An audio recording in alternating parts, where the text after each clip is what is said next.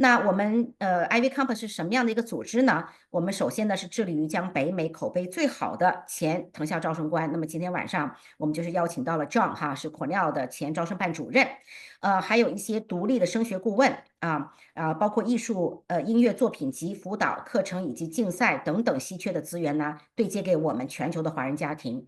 除此之外呢，我们 IvyCompass 还提供很多志愿者的机会、社会影响力、科研以及实习。等一会儿我就会介绍一下，我们有这种实习的背景提升的项目，在全方位提升和把控升学服务质量这样的一个同时呢，我们特别看重提升学生的软实力和引导力，为孩子的全面成长呢来做一些辅助的工作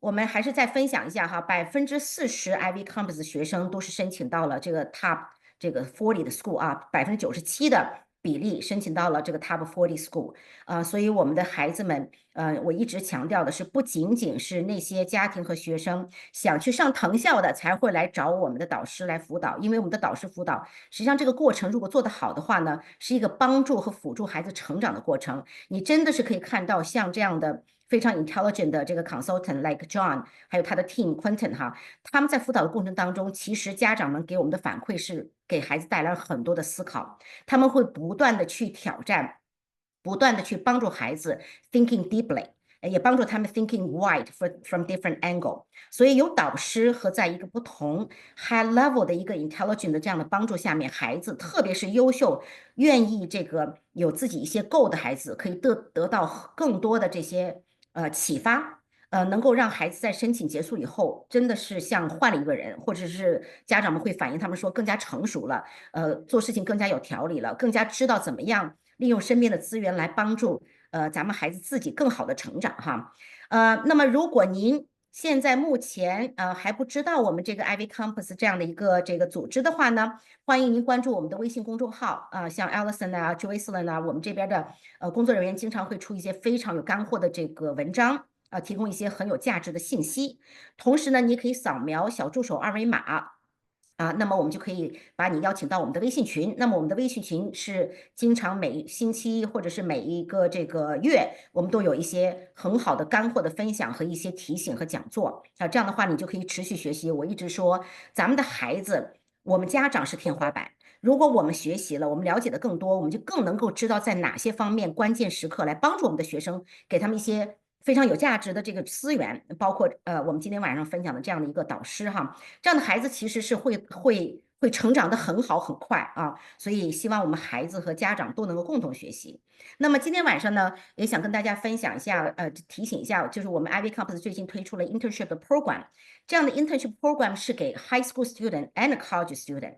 那么 the field 呢是 multiple 的，有 finance 的、media 的、engineer 的、consulting、mental health、fashion health tech、environmental science， 种种不同的 industry。孩子们如果在导师的指导下，有些可能做 research， 然后在 research 做完的话，有些孩子如果有时间的话，也可以试着去做一些这些 internship 的这个 program。如果是跟这个你的 field 和 prospect major， 今天晚上John会提到这个 prospect major 哈，如果是相关的话，这些经历会帮助孩子更好的去展现他在哪个领域感兴趣，那么又做了哪些尝试今天晚上我相信 John 和 Quenton 会分享这方面的信息。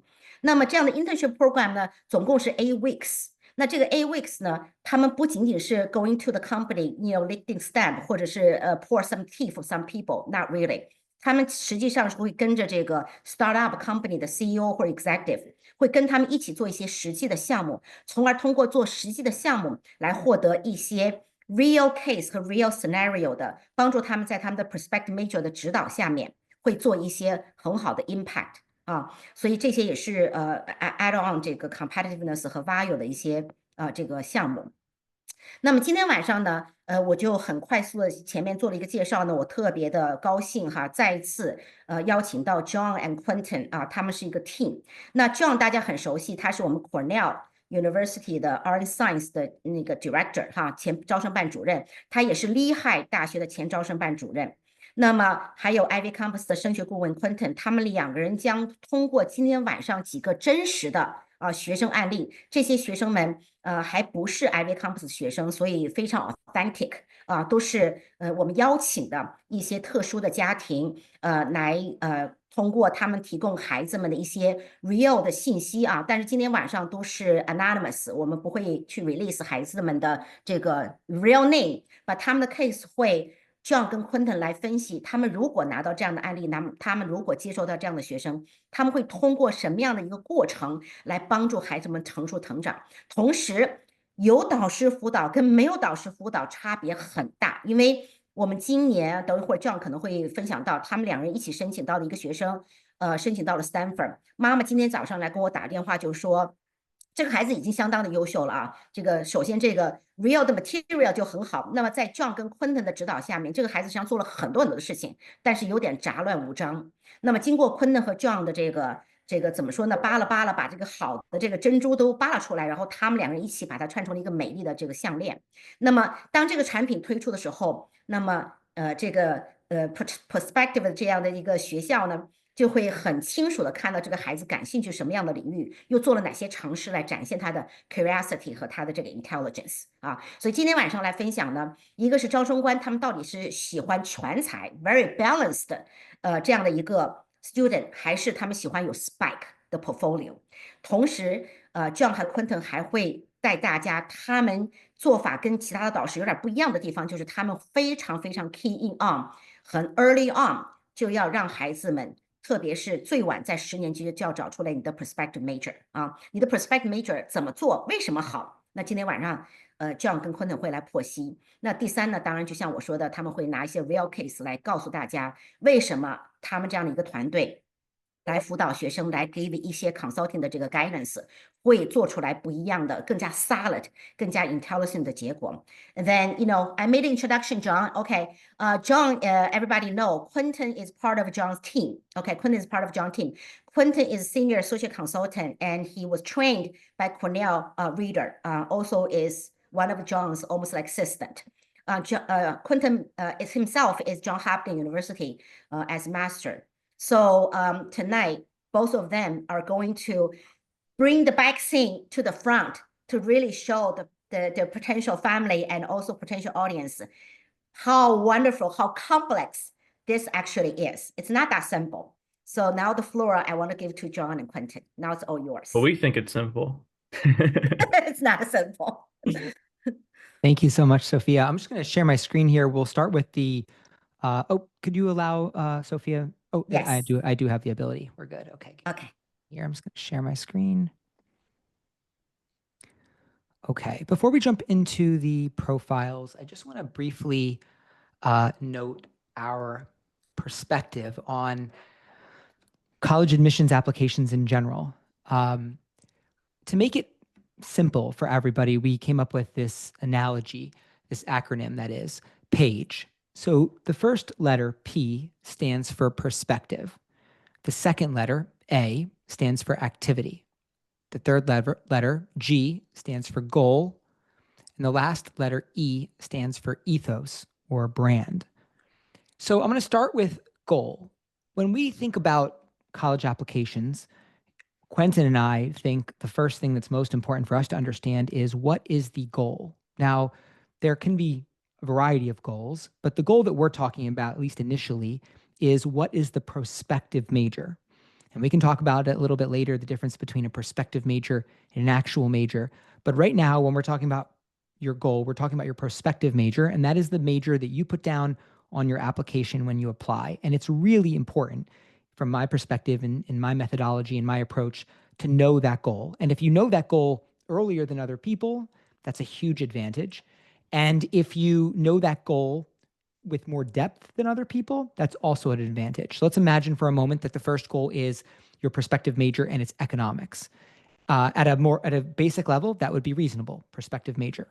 At a more in more substance and more depth, we might say your goal is economics, but you're interested in, let's just say, housing insecurity, a specific topic under economics. So we have a goal. It's rather broad, usually in the beginning, like your prospective major, and then it gets a little more narrow under the topic areas. So that's goal. Then we move to A, activity. So everything that we talk about today, we're going to be talking about generally through the lens of, does this A, activity, the things that you do, the clubs, the organizations you're part of, if maybe you're a musician, a scout, a swimmer, all those things are activities. And we're asking ourselves, does that activity support or connect in some way to the goal? If it doesn't support or connect the goal in some way, then it's generally less important. It doesn't mean it's not important at all, but it's generally less important. So we want to make sure that our A activities are supporting or at least connected some way, even if it's liberally connected to our goal. And then we have P perspective. And the P perspective is really quite important. A lot of students that Quenton and I work with have goals, and they have activities generally that support those goals. Maybe not exactly the activities that we'd suggest, at least when we first meet them, but they have some idea of what they're trying to accomplish usually, at least later in their career, and they have some activities that support it. But one of the things that they really often struggle with is the P perspective part. That is, what have you taken away from the experience, and what do you contribute to the experience? So there's this interplay when you are engaged in an activity, your personal qualities, the experiences you've had in life, all of those things interact with the way you experience any activity. So what we mean by perspective is we're asking, when you engage in an activity, let's say for argument's sake, you're in Model UN. When you're in Model UN, what perspectives are being developed through that experience? Maybe you develop some perspectives around diplomacy or communication styles. And what perspectives are you bringing to that activity that impact the way you function as a Model UN member, right? And so the interplay between activity and perspective is really quite important. And then the final part, which is what Quenton and I spent a lot of time on in the beginning before we start building the app, is the ethos. And that's really kind of the combination of all the things we just said, the goal plus the activity and the perspectives that are being developed. If you put that all together, that's what we refer to as the ethos, or maybe in another term, the brand or theme of the application. And you might not think that that's really important, but the application is very limited. It's not like you can just keep writing for as long as you'd like. And so you have to make decisions about how you position yourself and your experience and your activities. And what this methodology is doing is ensuring that there's intentionality and strategy. And if you have intentionality and strategy, honestly, even if you don't do it that well, just having intentionality and strategy will differentiate you from many, many of your peers. So I wanted to start with the page analogy or acronym that is. Quenton, did you want to jump in? Is there anything that I missed about page that you think is important? I think, I guess to explain it a little bit further in terms of the goal, sometimes when students or when they come to us, they don't even know what area like of academic major that they even want to describe as their prospective major, which is not what they actually choose to major in when they actually get to the university. So sometimes when we start, if we have a student from, total blank slate, we basically start with deciding which school within the university fits them the best, or what they are gravitating to the most, whether that's the arts and sciences school, the engineering school, the business school. And oftentimes that's an easy starting point for students to figure out what they feel relates to them the most in terms of what they are called to.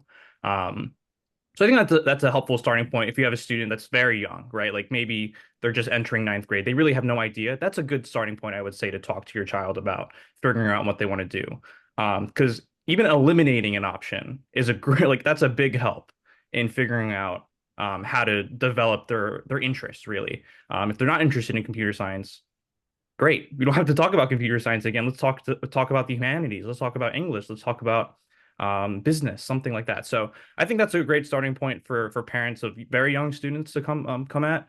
And then let me see the activity side. Activity that encompasses basically everything that the student participates in. That's whether it's in school activity, out of school activity, even like at home activities, like interactions with your family members. Maybe you have a sibling that the older sibling takes care of. That is considered an activity in a sense. Maybe it won't go in your activities list, but it does tell you something about who you are as a person. It could be used as a story in your application somewhere.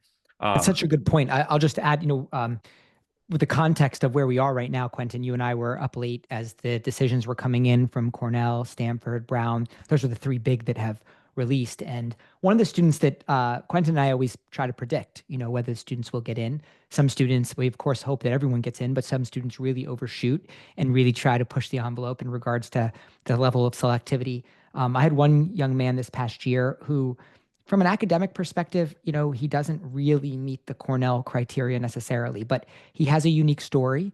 And one of the things that Quenton just noted that is really interesting, that I think really moved the needle, is this activity that had nothing to do with school or internships or research.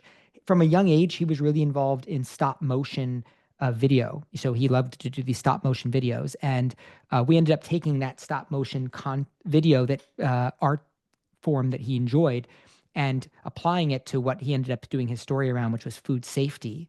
And that activity really enhanced his food safety story because he was able to show it in a really unique way. So that's a unique example, but I think Quenton's point is really well taken, that activity, I think so many students and parents believe that there is this hierarchy of activities, and it's really not like that. It's actually, how do you create context and synergy around these activities? They don't have to be individually amazing, but if you put them together in the right way, the story is really quite compelling. Sorry to cut you off there. That's the perspective part. That's basically what we were just saying. Yeah, we had that like stop motion activity engagement, but if you didn't have the perspective to use that as a way to connect it to food safety, then it's a waste, right? It's like, okay, he has this stop motion. Maybe he makes these stop motion videos for fun as a hobby, but which would be irrelevant, basically. Yes, exactly. Right? Like, oh yeah, he's making video. Maybe he's like with Legos or something. He's making a video about Legos, and he has them on YouTube. But it's like, okay, it's really interesting. But what does it say about him as a student? What does it say about his interests outside of that? So it's like useless unless you're actually applying a perspective to it, and utilizing it in the best way. And it's those kind of like a little bit outside of the box things that really like make a student stand out in an application too. I bet you like, there's probably like one or two other students, if any, that applied to Cornell that had anything like that kind of. Probably the only student that applied this year that had this stop motion animation plus this food safety story. I can't think of a more like interesting combination, honestly. And like you said, he was a student that academically, like probably before we found out about the decisions, this is probably a student that we were like, yeah, probably not getting in. We're going to probably have to continue to do work on his regular decision applications. Yep. But it worked. That's the power of a story. Exactly. It basically showed that the page method, it really does work. Can I pull you guys back a little bit? Because some of the parents might be understanding, because I think it takes a really intelligent understanding about the U.S. college application process to understanding what you're saying. That requires a little bit intelligence. Can I pull back, John? Can you maybe take a little bit time to restate what is prospective major, and how that important? And maybe people very scared. They have a hard time to not able to switch to something different. So would you repeat? I know you're going to repeat many, many times. I still want you to repeat what is prospective major, what that means to the student and family. Can everyone see my screen where it says becoming a CS major? Yes. So I just pulled this up. This is Cornell, you can see. And I pull this up just to identify some really important aspect of this. If you want to become a Cornell computer science student, you can see they put criteria here. Criteria 1, a grade of a C in all completed CS math classes. Criteria 2, a GPA of 2.5 or better in these classes. Criteria 3, right? So these criteria are set by the department. And so when you can see here that these criteria are actually identifying classes that you're taking at Cornell, right? This doesn't say, what did you take in high school? It doesn't say, what did you put down on your application? It's saying, can you take this class and get a C? Can you take these classes and get a 2.5 or better? So this is actually how you declare a major. So when you apply to college at a university, you're applying to a college type. Generally speaking, if you're talking about a typical university, there are 3 main undergraduate types: engineering, business, and what I would refer to as everything else, which is arts and sciences. So when you think about those 3 college types, they are admitting you to the college type, but they're not admitting you to the major. So if you put down computer science or you put down art, both of which exist in the arts and sciences college, you are really no closer to being an actual computer science student if you put computer science down than if you put art. The lens with which they review you will be very different because they're going to have a lot of computer science students, and the quantitative data points of their SAT scores and their math sequences, those things will be really strong. And so the competition will be really fierce. But once you get in, you still have to declare computer science and you still have to meet that criteria. Same thing if you had put down anthropology. Maybe that criteria would not have been as difficult to get in. But now if I want to declare computer science, I have the exact same standard to meet. So the prospective major matters because, number one, that prospective major falls under a college type. You need to know your prospective major to know what college type you're applying to. Am I applying to the engineering school, the business school, or the everything else, arts and sciences school? And transferring amongst those colleges is not super easy. It depends what university you're at and depending on which college you're trying to move from. But it's really important that you know that type of stuff. And this is how students end up taking longer to graduate. If they didn't, if they apply to the business school and then want to become an engineer, it's going to probably take at least a full year longer. This is also how they end up locked out of majors. They applied to a certain college type and that major doesn't exist in that college type. Well, then they can't declare the major. So what Quenton and I do is we spend a lot of time looking through what is the student's long-term goals, where do the actual majors exist to the best of our knowledge of what they want to do long-term, and then we look at what the prospective majors could be. Maybe they're exactly the same as the actual major, but a lot of times they're not exactly the same because there's strategic value to moving or shifting just a little bit to something that might be a little less competitive. I know that's a lot and that's complex. Sophia, is there a part that I may have to go over? I can jump in to also, I guess add a little bit more context to maybe simplify it a little bit. There's often this misconception that colleges are looking for well-rounded students, but that's really not the case. It's more of the case that colleges are looking for well-rounded classes. And that's just basically demonstrating why the prospective major is so important. They have seats to fill. In each major, they have seats to fill. And that's why computer science is so popular. It's probably the most popular major currently for students to apply to as. There's only a certain amount of seats that the computer science department want to have, and the admissions office knows that. Whereas if you really, really wanted to get creative and apply to something like the least competitive major possible, apply as a classics major. There's maybe I sat in graduation this past year at my cousin's undergraduate graduation, and they're going through all the majors. They go to classics, which is Greek and Latin literature. There's like 2 graduates. So if you're applying as like a less competitive major, you have a higher chance probably of getting in just because they're looking for seats to fill, especially if you have the story to back it up, which is what we basically provide the student. They're going to have a story that bleeds that this student is interested in the major that they're actually applying to. And in many instances they are, right, Quenton? I mean, like we make minor shifts strategically, but oftentimes these programs are very interdisciplinary. And once we explain to the students what we're doing and the flexibility of the discipline, many of them are like, oh my gosh, yeah, this makes a lot of sense. Definitely. Right. The classics we don't normally recommend students to do because it is very restrictive. It's more of like, oh, let's do anthropology. It's really flexible. You can tell a story from it. There's going to be some community aspect as well related to it.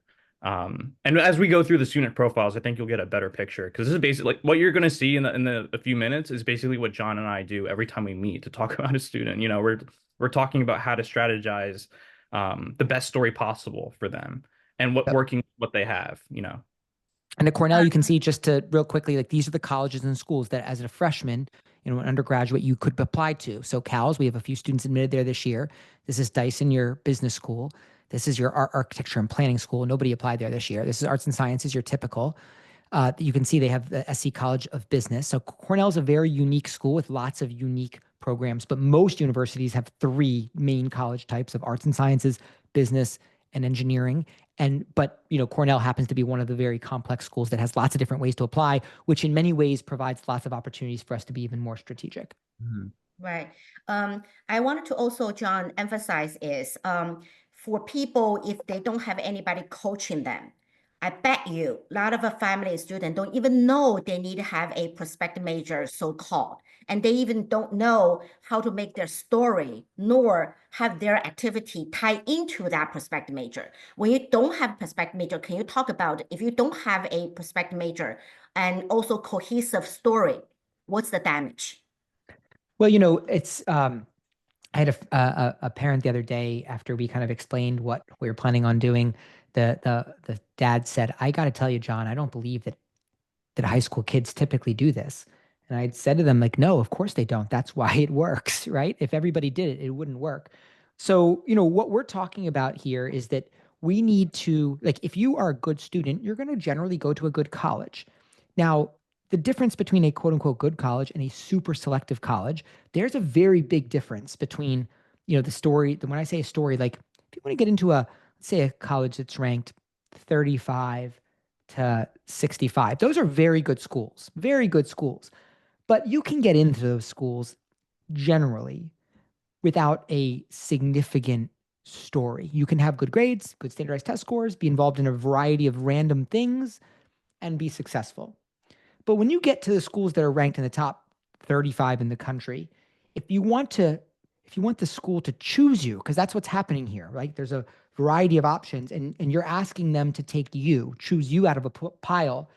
How could you possibly get them to do that? Quenton and I ask ourselves that all the time. Like, how can we get that reader to say, yes, I want that one? And, you know, the simple answer is just be the best at everything. Be number one in the class, win all the competitions, win the debate, win the math. That would be great, but that's not realistic, right? That's only one person can win the competition. So what we're focused on is asking, what else? What if we're not winning the competitions? If we're not winning Regeneron or, you know, winning the New York Times essay contest or any of those types of things, what can we do to make them say yes? And the only answer to that question is give them a story. Now, it's impossible to give them a story if you don't know the prospective major, because the story has to be an academic story.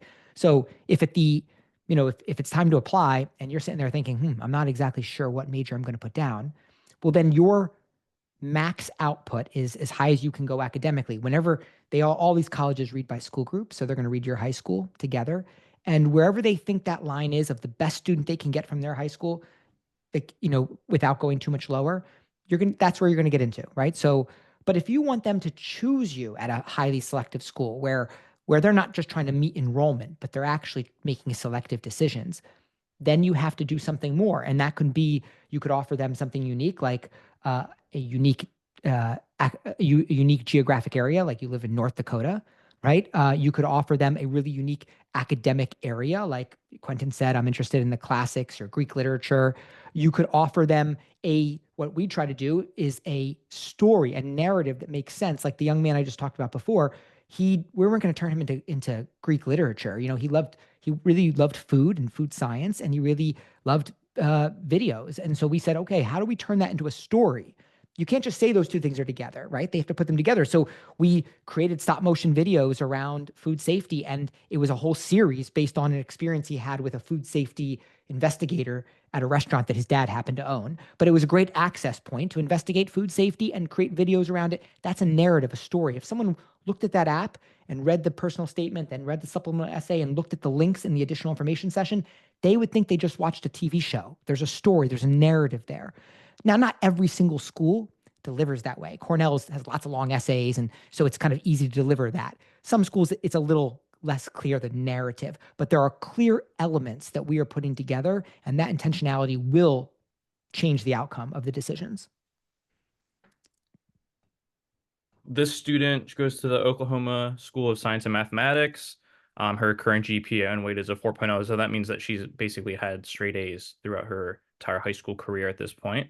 And she's ranked valedictorian, which would be the first in her class, with a SAT of over 1550.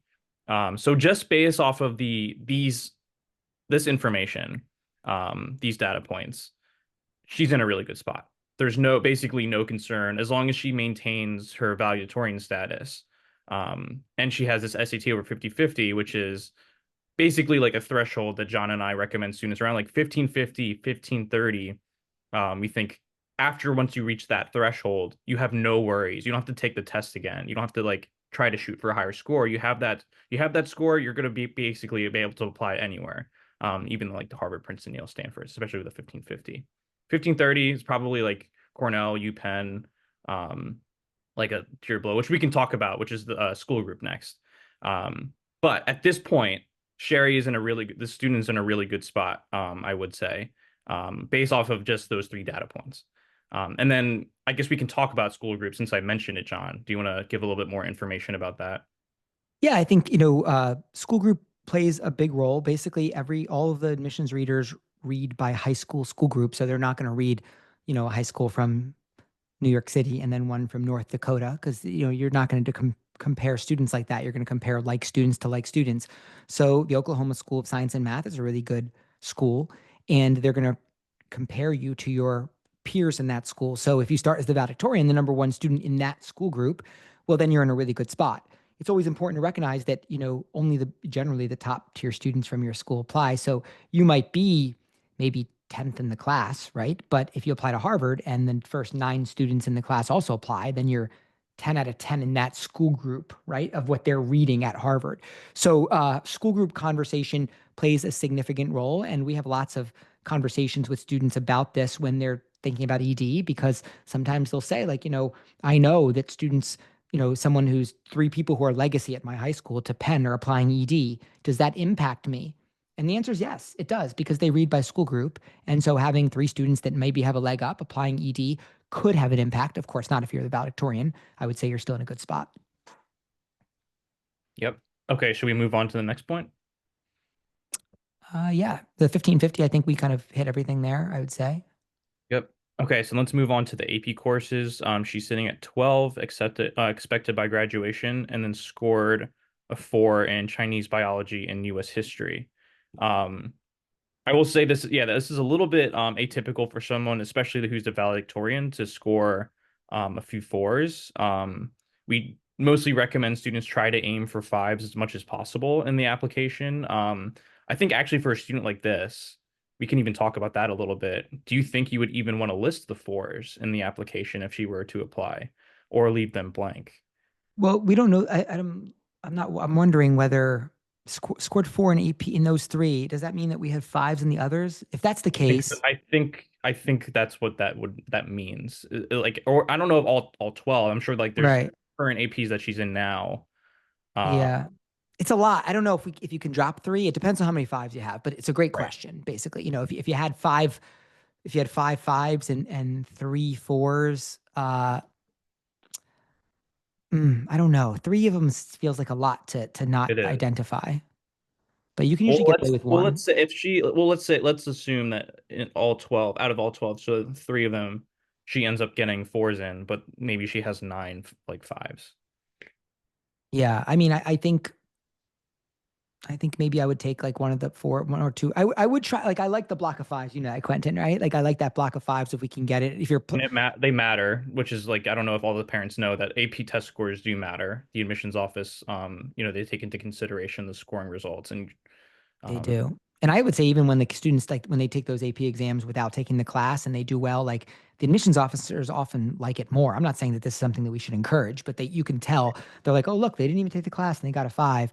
This would be a pause moment. I think it's not a problem for this young lady, because when you're the valedictorian, it's less of a concern. Okay, so she got a 4. I would say most of the readers probably think that's more of like the teacher's not teaching to the test or something type of thought, because she's the valedictorian. But if you're not the valedictorian, then it becomes a real problem if you're applying to especially the top 5.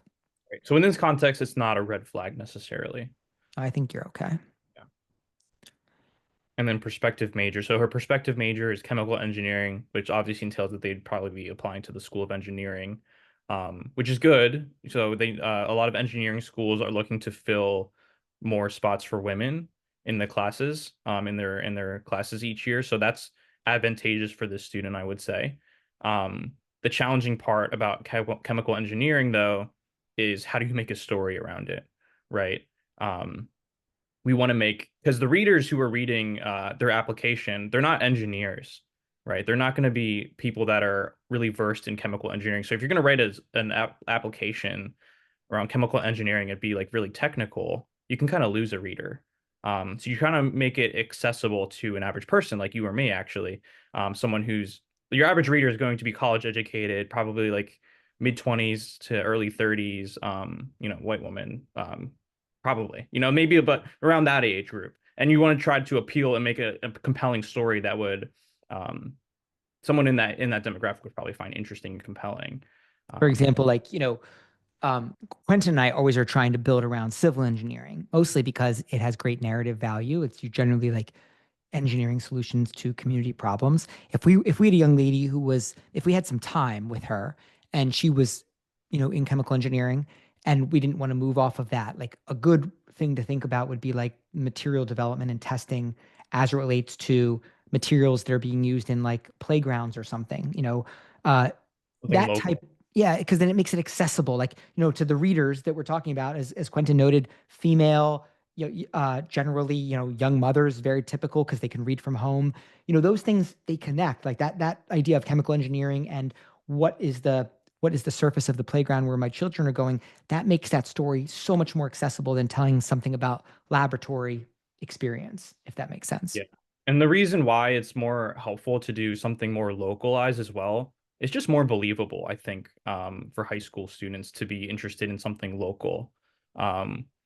There can be, with some readers, there could be a context where they see the student join some research project at a university. Not saying that those aren't great; those are great opportunities, right?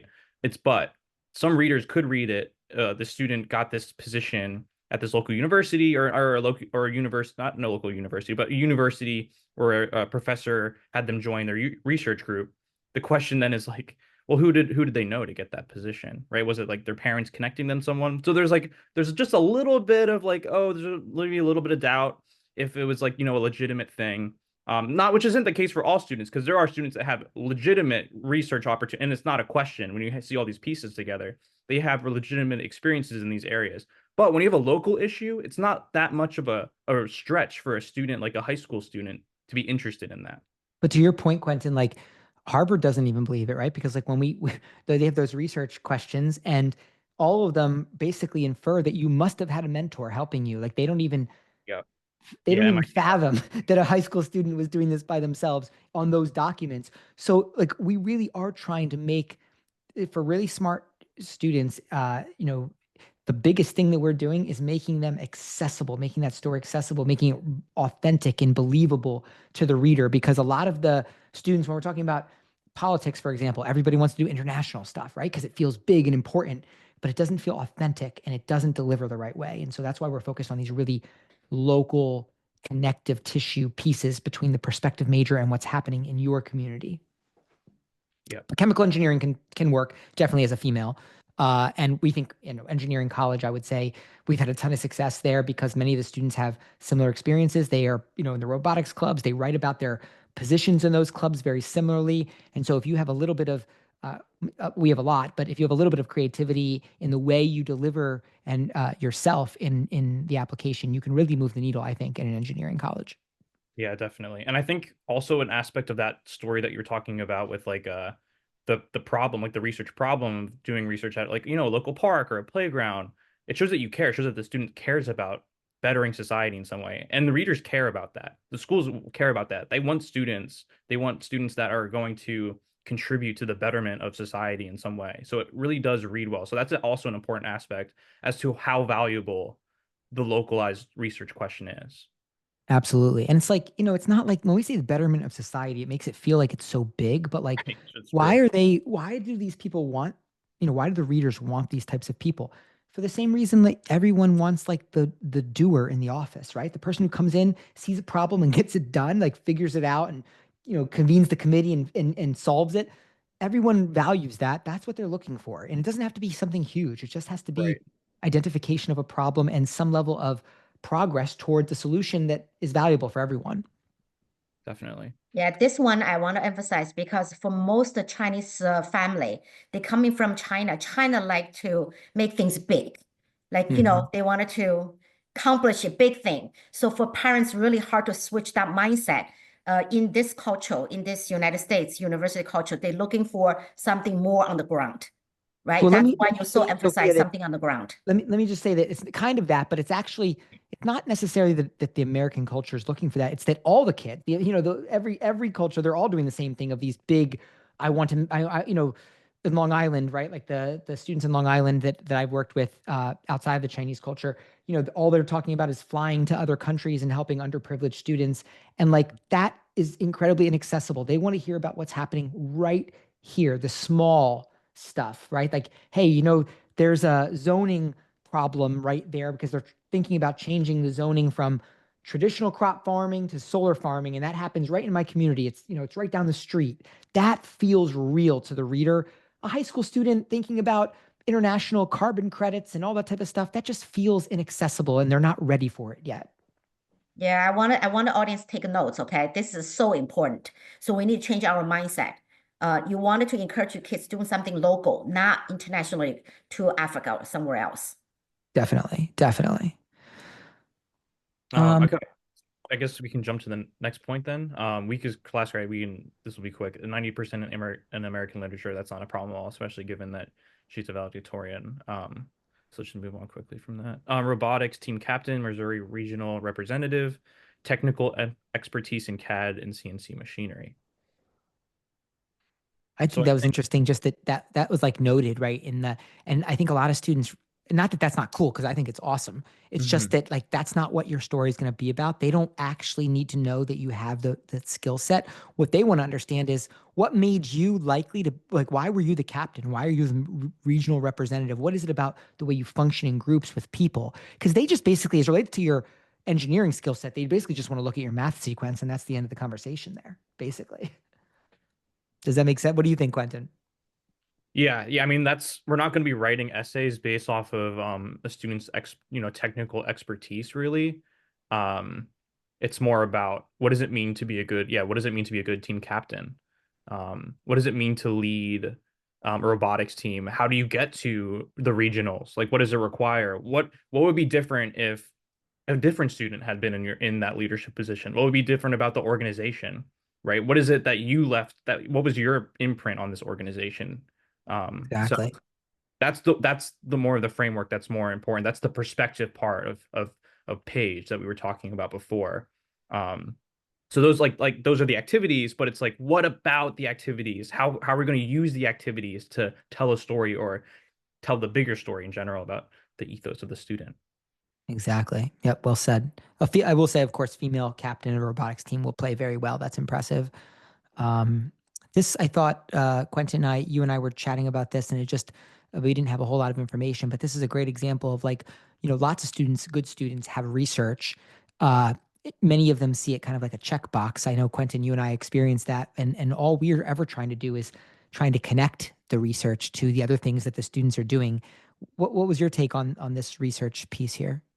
We don't have a whole lot of context, but unless we can connect it back to chemical engineering in some way, then it's like it doesn't really add too much value to the application. I think this is going back to the point that I was talking about before, where it's like, oh, you know, like they have this research opportunity at this university, like how did they get it? You know, Yep. they're gonna question, especially if it's not connected to chemical engineering in any way.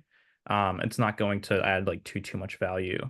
But if we had more context, it might in some way. I'm sure if we sat down and talked to the student, John and I would probably find a way to connect it. But this alone, it wouldn't be enough just looking at it to know. So like right now, Quenton, like if we just left it the way it was and we put it in the activity list, it'd probably be like 8, Really low, right? Yeah, Like 8 or it'd be 9. low. But if we connected it, it might be 2 or 3. Yeah. So we probably would want more context. But as it stands, it wouldn't be too valuable on a face value. What do you think? Want to walk us through mock trial? Yeah, this one's interesting. So they got an award here, recognizes outstanding witness at state tournament for mock trial. So this one's interesting too because you know, when people are engaged in mock trial, normally they're like political science students or public policy, economics, something more in that area. But the student engineering background in mock trial, that actually could be utilized well. Just because I think there's a bit of a stereotype with engineering students that they're not good communicators. But it actually is incredibly important to being a good engineer because you're working on teams all the time. So this is something that probably could play into a supplemental essay. I'm sure there's stories more stories that the student has to tell that we won't get just from reading this. But I think this could be used well in an application if we were able to sit down and talk to the student and really get that P perspective out of them. And it's funny because I agree with you 1,000%, but I feel like if this was an arts and sciences app, not that we wouldn't write an essay about mock trial, but we wouldn't have been as interested in it. No, right? Definitely not. It would just be another It's like more typical. That's why it's actually valuable in an engineering application probably more than a political science student, because of Yep.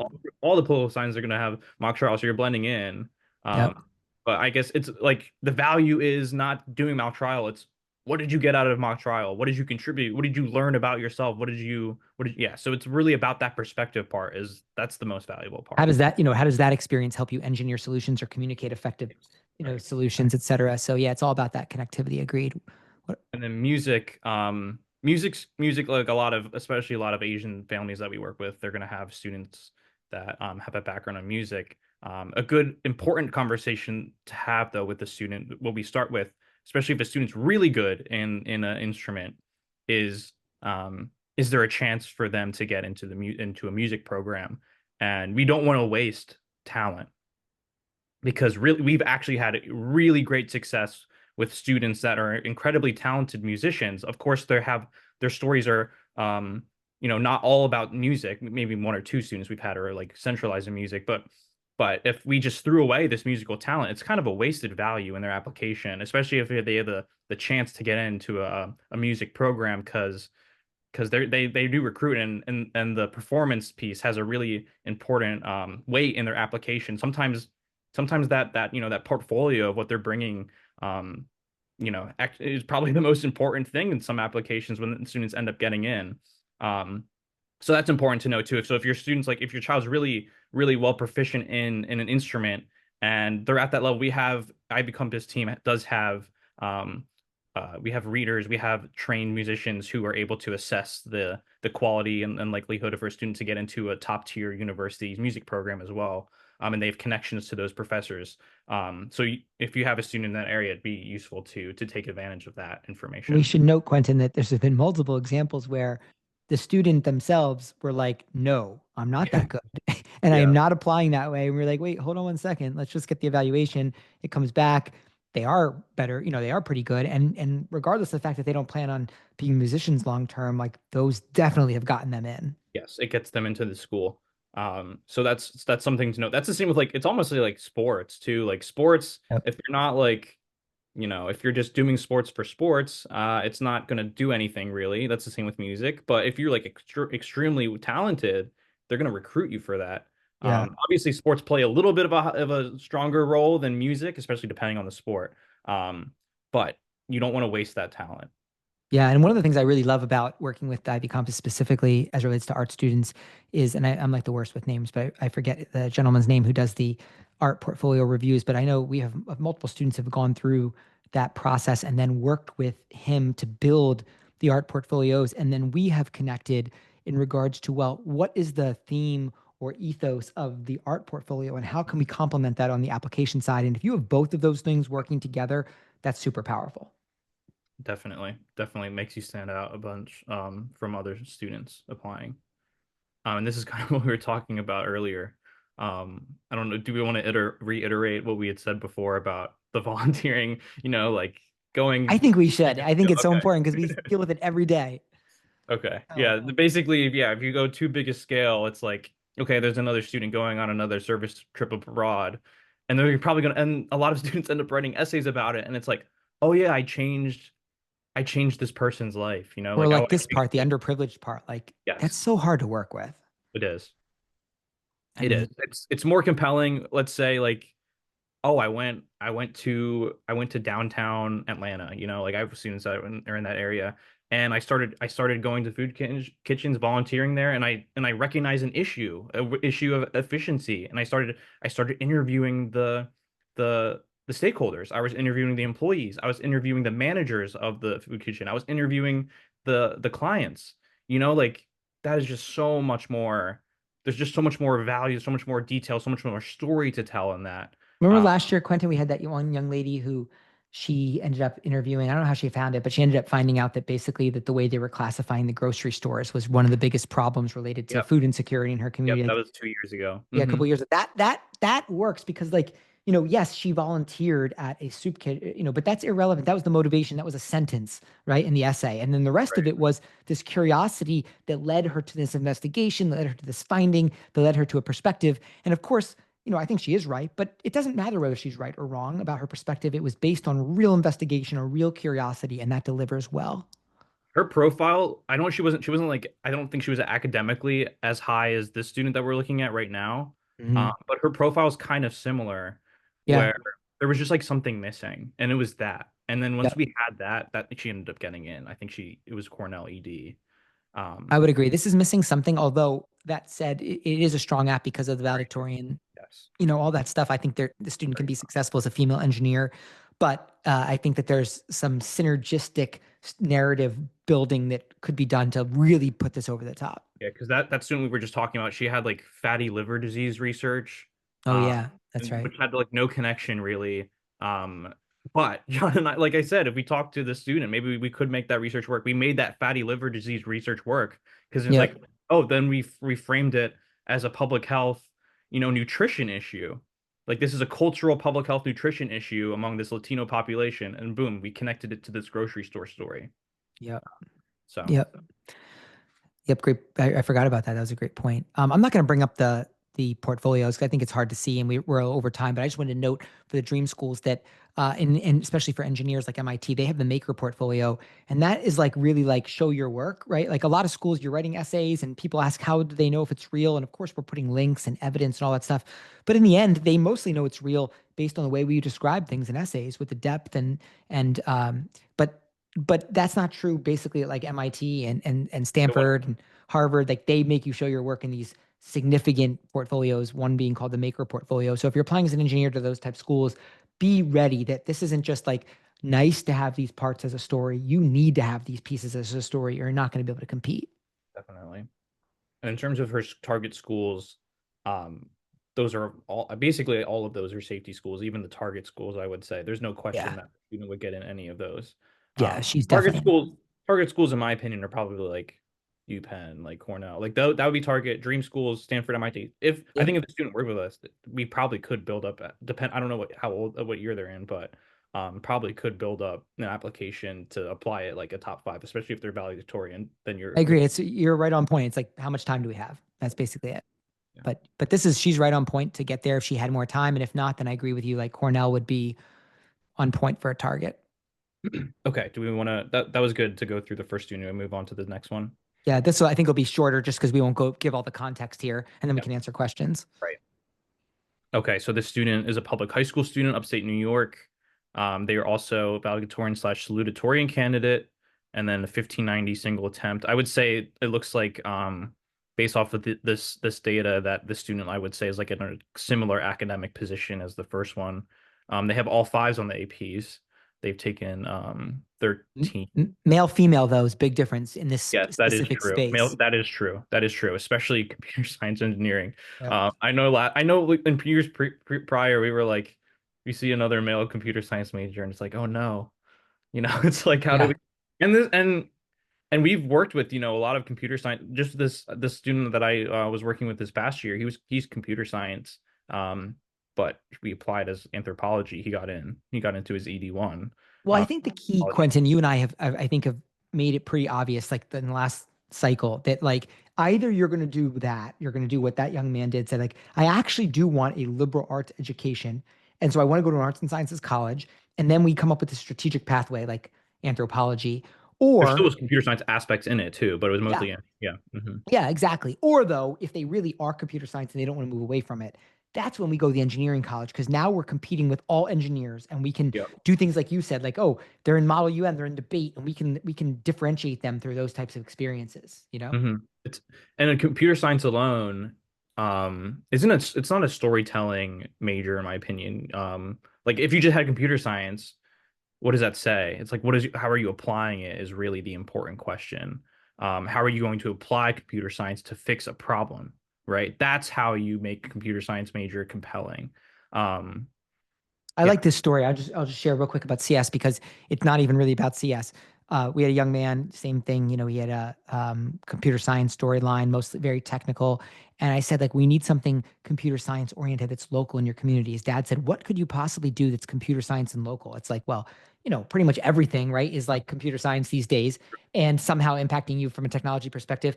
But we were like looking in the newspaper, and there was this article about how the 911 center could not triangulate off of a cell phone because of some software issue. And so this young man, all he did was write an article about it. As a young technologist in my community, he basically kind of said it was like a travesty that they couldn't update the software to get to this level. And it was just illustrative of a young person that has a technological background saying, hey, I'm looking at this and I have an opinion about what's happening in my community. You'd be surprised how impactful one article like that is for a CS student. Now, if you were policy, that wouldn't maybe as much impact because all the policy students are doing stuff like that. But a CS student, they're not doing that type of stuff. And so minor things like that can really make you feel accessible and authentic. Mm-hmm. Definitely. This young man, I think, as relates to grades and everything, looks pretty great. Yep. Should we, yeah, the only like a little bit like, the computer science major is like we have to do something beyond. I'd say go engineering route if we could. That would be great. Yep. And you also have some business stuff here. That is, yeah. When you see DECA, it's like economics or business more. Maybe one of those joint programs also in the business schools, I think could be a possibility through like a technology business program. Well, that's funny because the one student that we just had get into Stanford yesterday, that's what he applied as, was basically the intersection of education, computer science / technology, and entrepreneurship. If you're not at the intersection of something these days, you're not in the right spot. Exactly. Exactly. Yeah.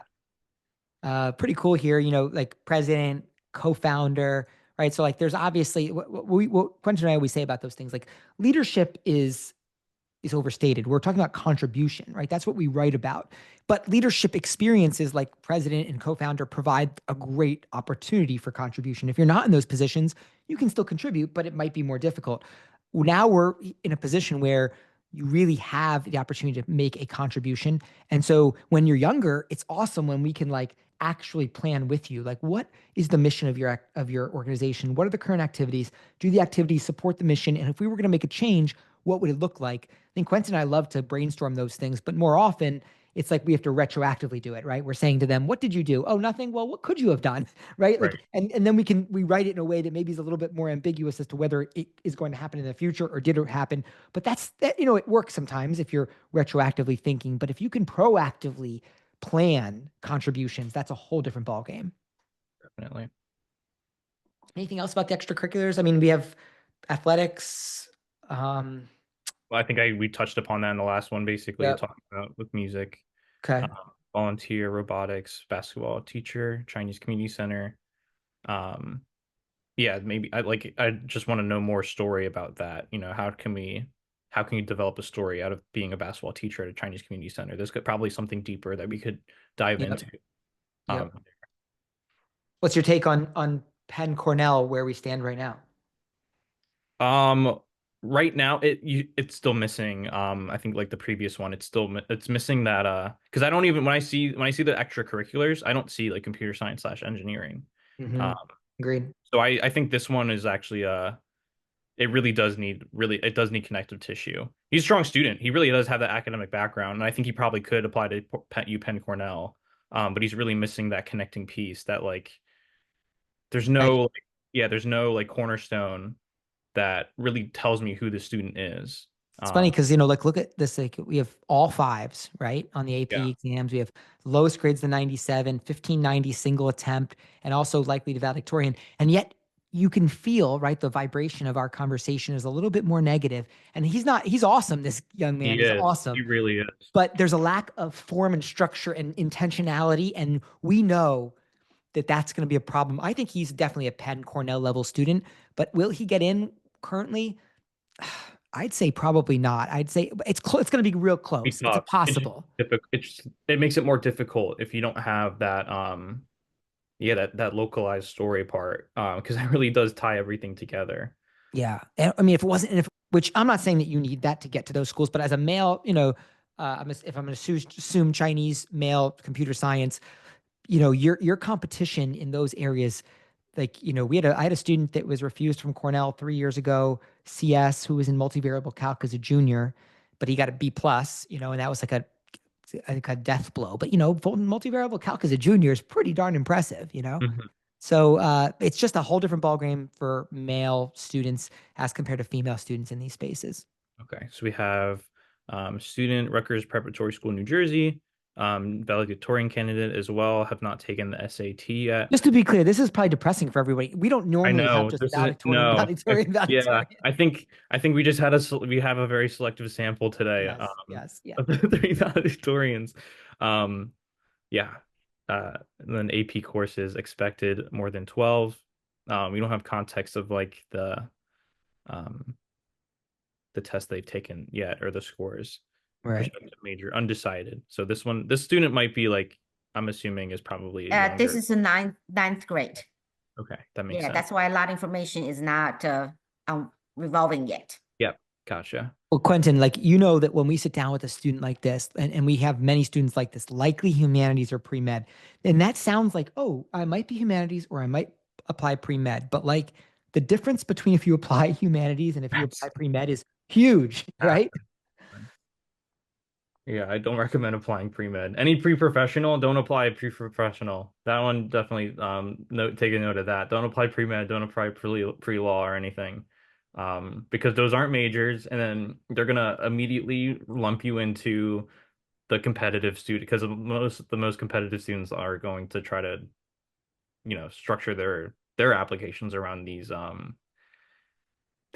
pre-professional, and then the strongest students too, all the STEM, are going to be pre-med. So can you guys talk about a little bit more on that? Because the pre-med is a lot of Chinese family, if they think their kids are very academic strong, they are going to medical future. I mean, there's students that we've worked with that like are pre-med, but when we apply, we're not applying anything related to med. Let's do anthropology, and then once you get in, you take all the pre-med, because the pre-med isn't a major, it's a track. You just have to take these like specific classes and declare it later. It's the same with like majoring, like the perspective versus actual major once again. Yeah, it's really important to note that like colleges are businesses, right? And they want what they don't have. And what do they have a lot of? They have lots of pre-med students. And pre-med students, as Quenton noted, are not that's a track. It's not a major. So all those students are maybe biology, maybe they're neuroscience or something like that. But pre-med is a track. It's really a marketing ploy at the undergraduate level, because same thing with pre-law, because like you have an advisor who tells you to take a core group of classes, but like you could go to medical school without being a biology major, and you probably have a better chance to get into medical school not being a bio major. Same thing with law school. You could be an engineer and apply to law school. So it's really important to remember you're applying to an undergraduate major, and that's what they want to understand. So maybe you are going to be a lawyer, and maybe you are going to be a doctor, but at this stage, they want to know, are you going to be interested? Are you doing government at the undergraduate level? Are you going to do sociology at the undergraduate level? They want to understand that, and that's what we want to focus on. And it's a very important decision, because if you start to sound like you're pre-med, maybe your dad's a physician, your mom's a physician, and they allow you to shadow them or their friends, and maybe you're not even sure if you want to become a doctor yet, but you do it because, hey, it's something to do, and I might as well learn. It's an access point. And you put that down on your application, it's going to make it harder for you to get in, because they're going to identify you as pre-med. They're going to compare you to every pre-med student. And that is a really competitive group of people that you don't want to compete with, because there's no purpose to it. If there was a purpose, we would do it, of course. But there is no purpose other than if you're going to apply to the BSMD programs. Those are your accelerated med programs. That's a whole nother conversation. They're very competitive. That you do obviously have to identify yourself as pre-med then. But outside of that, it doesn't make any strategic sense. Yeah. Okay. Do we want to move on to the extracurriculars? So the student leadership, they have class council president. That one, I would try to take advantage of it, actually. It just seems like probably a good vehicle for you to try to implement some sort of initiatives, right? If you're in that position, it seems like you have a role in your school that would actually have some sort of impact that you could contribute. So that I would say that's a good activity, and try to continue building upon that. And Quenton, just to mentor, like you and I always try to find like interesting things. Like if you're in a position like that, maybe for example, we had a student who was class president. Their school was going to do some type of they were going to be basically changing the toilets at their school to like low flow toilets or something. So, we said to the young man, like, go ask if you can be on the sustainability implementation committee. He ended up being the chair of it because he was the, class president. And so now we have this new like real hands on the ground experience of, deciding what types of toilets are actually being implemented at the school. You'd be surprised how many essays were written about that. The reason I bring that up is because sometimes you just have to ask. And if you're in a position already, like class council president, you'd be surprised how many advisory review committees you can suggest that can be really quite impactful later on for a application. And was that the student that wrote about I think he wrote about like toilets or urinals for was that like That was for Stanford. Yeah, and he's at Stanford now. I still remember because I probably say this a lot. He writes in his essays, almost every essay he wrote, I still think about that every time I pee, right? So he's making this, and of course that sounds really crass, but because he's really smart and he's making an impact in his community, he's saying every time I have to go to the bathroom, I'm thinking about the impact I made to my community. That just plays incredibly well, that's just humor plays really well in applications. And I'm sure like around the office, he's probably known as like the toilet kid, Probably. And that's probably a good, that's a good he thing. got in everywhere. So, Yeah, exactly. Yeah. This also right now, of course, this young lady is very young, but she also doesn't sound pre-med at the moment, right? You got class president, varsity volleyball, violinist. So right now, like we don't have anything suggesting that we go that route, which I think is a great thing, but it would be, like right now, some of the students that are pre-med that are going to apply BSMD, like they're jumping into that stuff even already in 9th grade. Mm-hmm. Right. So if you're on the fence between pre-med and humanities, I'd probably encourage you to do humanities. Or social sciences, that wouldn't be, that'd be fine too. Well. Yeah, social sciences. Yeah. Yeah.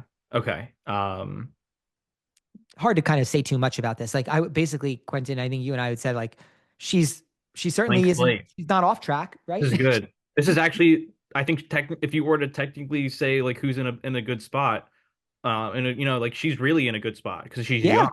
She's young. She's a class president. Yeah, if she start meeting with us, like, then she has more potential to build up the story because she has more time to work with. Agreed. Yeah. But all three are honestly very, very strong, They very are impressive. very strong. Yes. And I think that we could certainly help all of them. But even without any help, all three of them are going to go to good schools. The question is whether or not they get to that most selective school that they're looking for. The difference, as you know, Quenton, between those students from an elemental perspective is almost nothing. So it's really the delivery. Mm-hmm. Great. Well, this was a lot of fun. Should we take questions?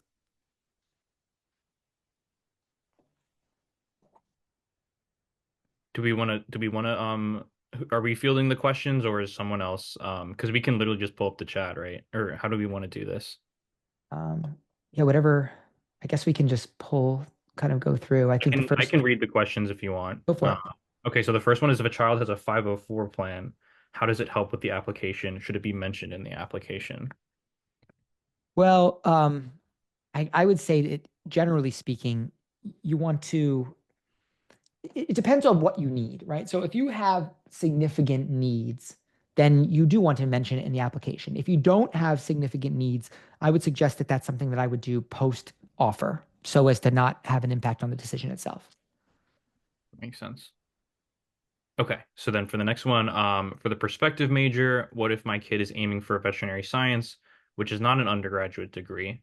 My daughter is a junior now. She has started a club, volunteered at an animal shelter and fundraising, took online vet science class, planned an intern this summer. So do you think these dots are connected?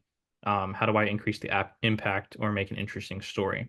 We actually have a student. I'm working with a student right now that's a couple students actually. I think I have 3 students right now that are interested in veterinary science. Even though that's not technically an undergraduate degree, there's majors that are connected to that area, such as animal science. Yeah. But still incredible. It's still a competitive area.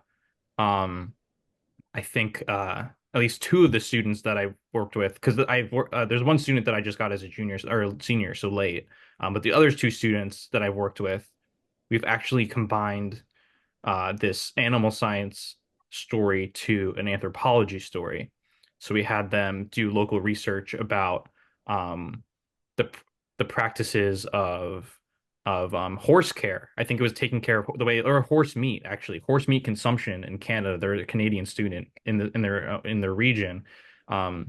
Which sounds a little like horse meat consumption, like it's kind of like true. a little striking, right? But like that's kind of why we chose it.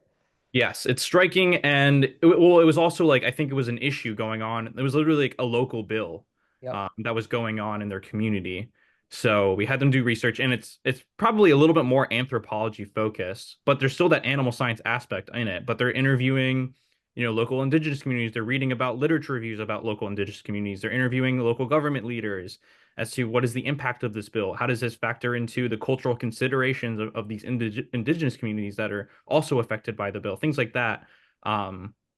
It's a compelling, interesting story that's probably not typically read by admissions officers. And now they're going to know that this is a student that's not just animal science, like, oh yeah, maybe they're interested in, they've volunteered at a vet. That's like probably a lot of other, the student also has that, but it's like, okay, everyone has that, but what's going to set them apart? And that's what's going to set them apart, this localized research that's connecting anthropology to animal science. And that's a lot easier than saying like, go to Regeneron and win something, Right. Definitely. Quenton, before you go on to next question, let me just remind the audience, if you want to have a conversation where I'll ask question, besides you put the question in the chat box, when asking John and Quenton, you can raise your hand. If you raise your hand, I will be able to open your mic and you can, ask question directly.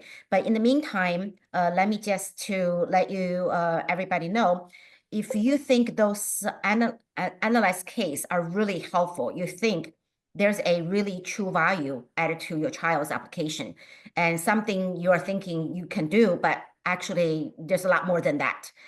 Professional things let professional people do. So if you're interested to have that 30 minutes conversation, mini, inquiry meeting with John, please scan the barcode on the right-hand side. And that way you fill the form, providing some basic information, and me and Allison will be follow up with you to give you the price structure and the meeting structure and all that service detail. Then I can help you schedule a meeting with John in that 30 minutes capacity, and that's free. But if you are not ready yet, you can also scan the barcode on the left-hand side, and that way you can go to our WeChat group, which is we share information all the time. And sometimes the recording, if you think this is very valuable to you, you wanted to repeat listening to it, you can scan the barcode on the left-hand side, and then we will, 1 week later, we'll be put the recording in that WeChat group. So you can, some parents saying they're coming late. So you can also review that information. It's very, valuable. Okay. So Quenton, you can continue with the. Yep. Okay. So I will, I just want to wrap up that last question then. So do we think these dots are connected? Yeah, I think the dots are connected, but it's what you do with the dots that is really important. Like I said, if it's just another student that's volunteered at a vet shelter, it's not going to move the needle in the same way that like the research project that I just described would. The elements are connected, but like you need the actual story. Like, can you verbally explain this experience connects to that experience, Right. and here's and the then perspective.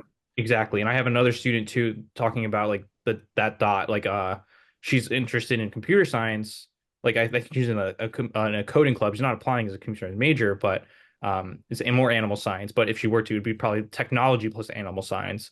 And it's like, oh, well, I'm going to develop this health screening app that's based off of principles that I learned from this veterinary clinic, and it's going to be used for best practices of taking care of your household pets. And boom, now you do have a story element from volunteering at a veterinary clinic. You have something that you recognize an issue. Maybe people don't have easy access to the best care tips about how to take care of their domestic animals, and you recognize this issue, this lack of resources, and you decided to take action and create an app that's actually contributing in some way. And then this is something that they they pitch to the veterinary clinic that they interned at. Like, is this something that we could advertise to clients, or not advertise, but like inform them of. And even if they don't adopt it, that doesn't matter. You still have this story. You still have all these pieces. It doesn't even matter if the app actually ends up being like put on the app store, or the veterinary clinic ends up using it. You still create it. You still have that story. So okay, so we'll move on to the next one. Which schools and majors should we target if my son wants to be a commercial pilot? That's an interesting one, John. Yeah, I mean, I guess I would say generally aviation or aeronautical sciences, aerospace engineering. The thing is a lot, you could say mechanical or electrical engineering or something, math or physics, of course. Those would be more typical areas. The thing is not a whole lot of schools are going to have that at the undergraduate level. Generally, at least your more traditional schools, like the school that I would think of most readily would be Embry-Riddle, I think it's in Daytona, if I remember correctly. They call it the Harvard of the skies. That's like the aeronautical science, aerospace engineering program. Purdue's well known for it as well. Not really any, like the Ivy League schools don't really come to mind for something like that.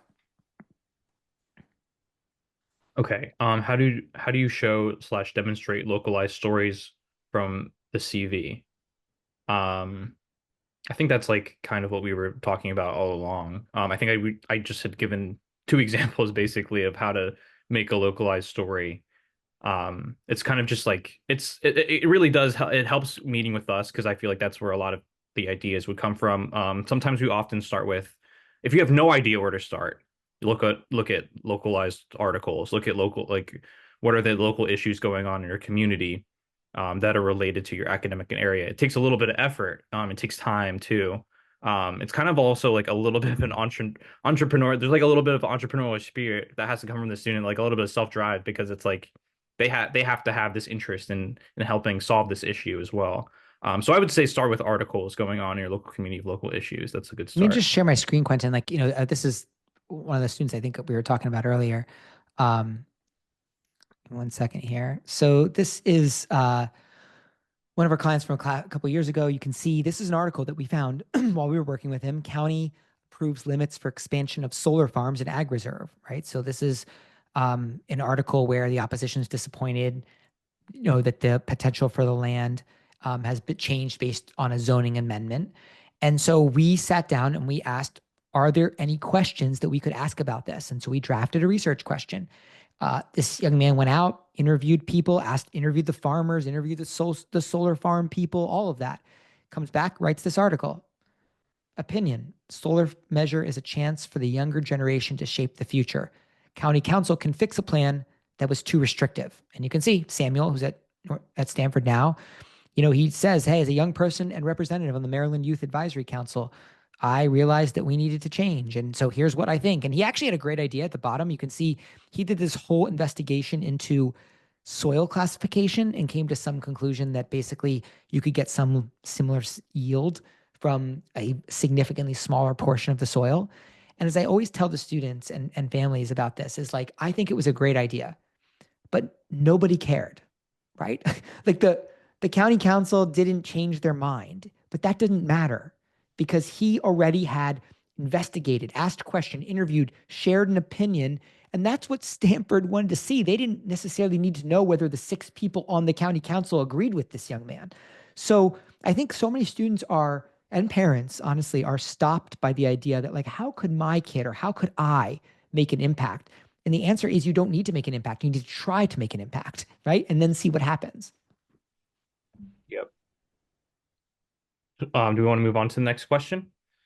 Okay, so this one is, what if a student's health issue has affected their school performance? Would that impact the admissions decision? And then 2, does a student need to list non-competitive sports as one of the activities?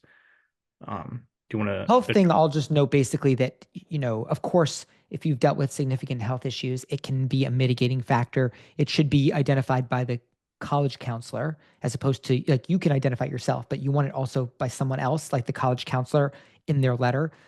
When it's all said and done, I have a young man right now. He's super smart. He's a great guy. I really like him, but he misses school all the time because of what he refers to as a medical issue. And I said to him, like, they're not going to interview you and talk to your doctors. And in the end, they're looking at students that go to school and students that, don't go to school. And if both have great grades, they're going to go with the one who shows up, unless there's this incredible reason for you not showing up. And so, the medical issues, I think, when it's all said and done, like at the top tier schools, they're not going to change, like they're not going to mitigate it enough to overcome problems. But if you have some medical issues, it is best for them to be shared by your college counselor, and in a very positive manner of, this is what the student overcame, and this is why they're in a really good positive position to be successful in the future.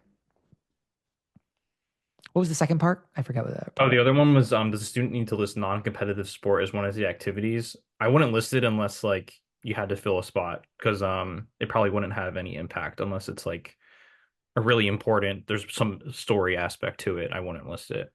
And if we did list it, we would be trying to like show personality, right? Yes, Like that's because it's irrelevant. So we Right. might as well show something unique about the student. Right. Okay. What major should a student consider if he is not strong in math? There's so many options. Like basically, like it's more about like what students or what major should they not rule out all of it. No engineering school. Basically nothing STEM, right? Yeah, nothing STEM. No econ. Probably something like English, anthropology. Anthropology, we love anthropology. Anthropology, sociology, Communications. There's there's a lot. There's more. I would say probably there's more like Government policy, all those things you could Yep. do, basically anything that's not. There's a lot. Yeah. So don't worry if your student's not good at math. There's a lot to work with. Definitely.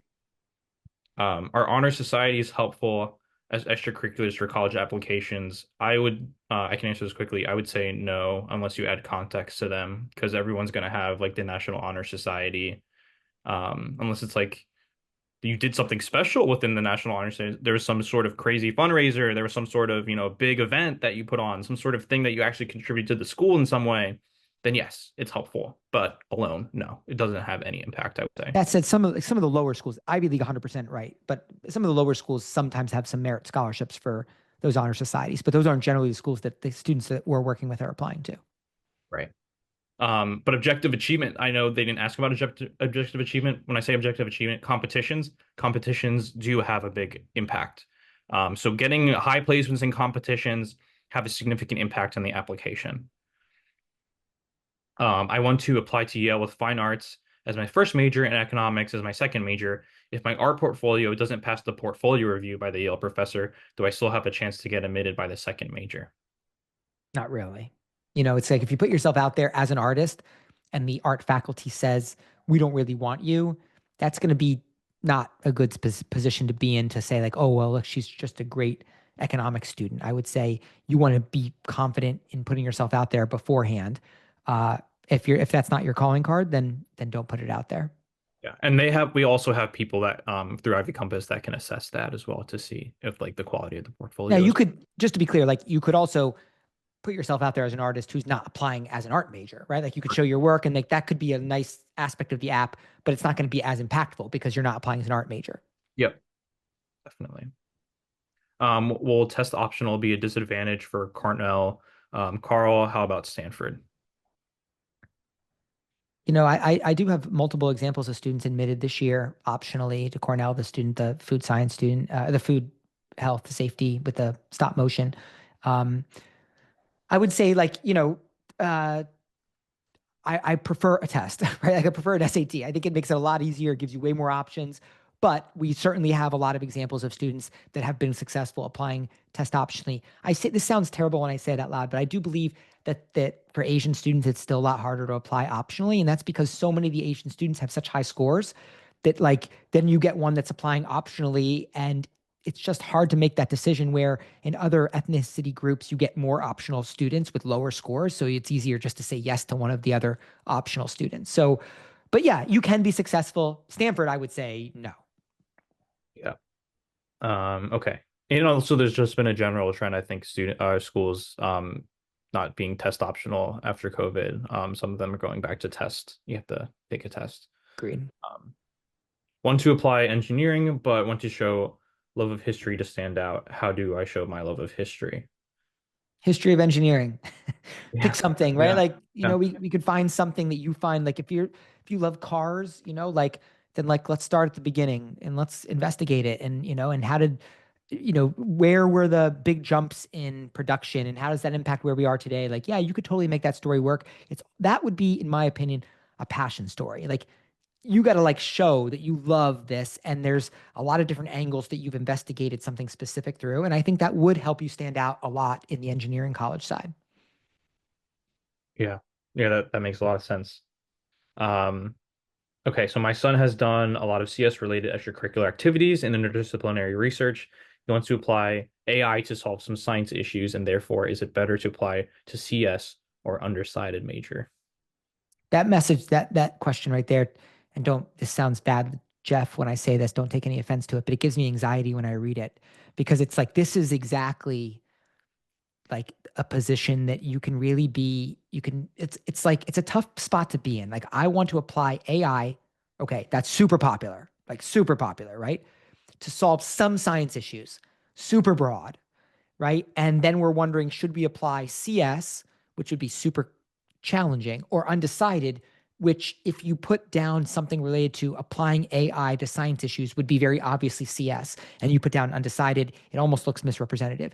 So this is a really difficult position. I would say you should apply CS because I think undecided will look misrepresentative unless you do an incredibly good job of showing all the other dynamics outside of artificial intelligence. If you do a great job of that, maybe you can be undecided. But if most of your story is built around artificial intelligence, you pretty much have to put computer science down.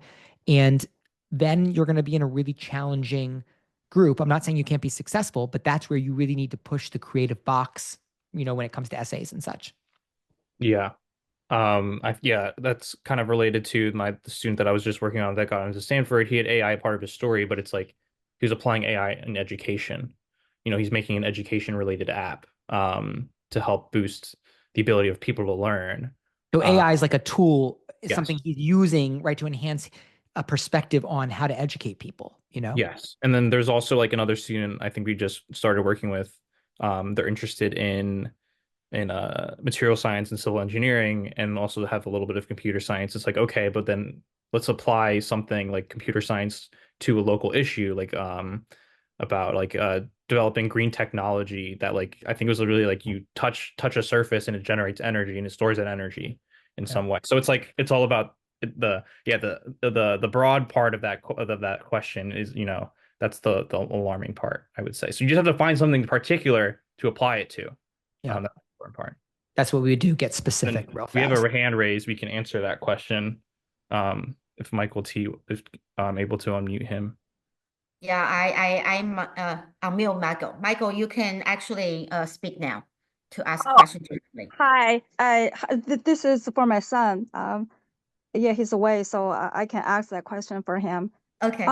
So just further to that question about that I asked earlier. So want to show love of history, want to apply engineering, but want to show love of history. So you said just write essay about history of engineering, but where to go? Okay, well, he can write essay, but where to go from there? I didn't mean write an essay about it. I mean, build your application around it, right? There needs to be research. There needs to be, like, for example, a really good story would be, let's find out something. Like, I live in Bethlehem, Pennsylvania. Like, maybe I would investigate the history of the steel mill engineering work in Bethlehem, because Bethlehem Steel was a big manufacturing center, and they were engineering a lot of the stuff for the wars and stuff. And so, kind of saying, if I'm a budding engineer and I investigate a kind of the local engineering history in my community, and maybe I interview people that used to work at Bethlehem Steel, and maybe I write some local interest pieces about it, like, that would be quite compelling to kind of connect your own local history around something, around a company that was engineering solutions. So, this would be about, not just about writing essays, but about building up the narrative with elements of research, maybe contextualization through like investigative journalism. And then when you add that up with the engineering background, I think that story will be really quite compelling. So just like publish a article? Like, I just want to see how, like he can investigate, do all that, but where to show this? Well, so for example, let's just say for argument's sake that I wrote a research question where I live, Bethlehem Steel. How did Bethlehem Steel's innovation in steel production contribute to the development of a modern American infrastructure, and what factors led to its eventual decline? Okay, so like, that's a research question that I would have. Now it's obviously built around an engineering topic, but it's also a history. Now, once I'm done if I work with a mentor through that, I would publish it somewhere. Maybe it'd be, depending on what angle I take, maybe it's leaning towards history, maybe it's leaning towards science and technology, maybe it's, I don't know, right? But like, we publish it maybe in a journal. But then the more compelling piece, I think, would be the leveraging of that into a local interest piece. So in addition to having a research question like that, I would then want to go out and And once I had a finding, like let's just say for argument's sake that the factors that led to the eventual decline was the CEO, the kind of the administrative CEO wings, not being economical with their money, which is probably true because one of my friends used to work at Bethlehem Steel and their dad used to tell me that. Let's say that was the finding. There was something about the upper level executives and they weren't doing a great job with their funds. Well, now if that was one of my findings from research, then I would want to go out and investigate that. I literally might, interview some old Bethlehem Steel executives. Maybe I would interview some people, there was like a golf course that they bought. Maybe I would interview the people from the golf course they bought. What was it like back in the 60s when they bought it? All of this stuff. And then I would write a local interest piece and I would publish it in the local newspaper as an op-ed saying, as a budding engineer, I was interested in understanding the impact of Bethlehem Steel in my community. Here's my take as a 16, 17-year-old. If you take something like that and add it in addition to the research, if it was published in a journal, which is not that big a deal, even if it wasn't published, as long as we had a research finding with an abstract, we would put that in the app. Then we take this local interest piece and we add that in. You would look a lot different than most of the engineers. Like most engineers aren't doing that. And so if you have that element and then you write the essays, then it's a whole different ballgame. That is the core about consulting, meaning if you have somebody in that level coaching your student doing that, think about it. If the student doesn't know how to do that, then your story is not as compelling as that intention. John keep mentioning about intention. How you intentionally build your story is the key. Okay, that's the difference of your investment. Hire somebody high level, knowing what they're doing. It's make huge difference. Okay, next one is Jane. Jen, you can speak right now. Yeah, hi, I have a question. Let's say my kid is interested in pre-law. Is psychology a good major to apply with, or should pick something else? What are the other options? And also for the psychology, what kind of summer? I don't see any camp or activity can apply to for summer. What are the something that they can do in the summer? So I guess the short answer to your question is psychology is popular, but not super competitive, right? So there's a lot of students that apply under it because it's interesting. Everyone likes the idea of the mind and stuff. But generally the quality of the apps isn't as high as, say, biology or neuroscience. But it's still a competitive and popular program. As it relates to, is it a good idea as a prospective major? As it relates to wanting to go to law school, it doesn't matter what prospective major you choose. And psychology would not be high on my list because it's relatively popular. And in my opinion, many of the areas are inaccessible for students. A lot of students want to talk about mental health and stuff like that. And I think they're very hard stories to deliver. So it wouldn't be high on my list to do psychology, but it's not a bad idea. It's just not maybe the most strategic as a prospective major. Now, if you're talking about an actual major when you get there to apply to law school, I would say psychology would be a reasonably good major. There'd be aspects of logic and stuff that would be helpful. So psychology would not be a bad major to apply to law school with. Then to apply to begin, then what kind of major? Should she choose anthropology, communication, government policy, those or sociology?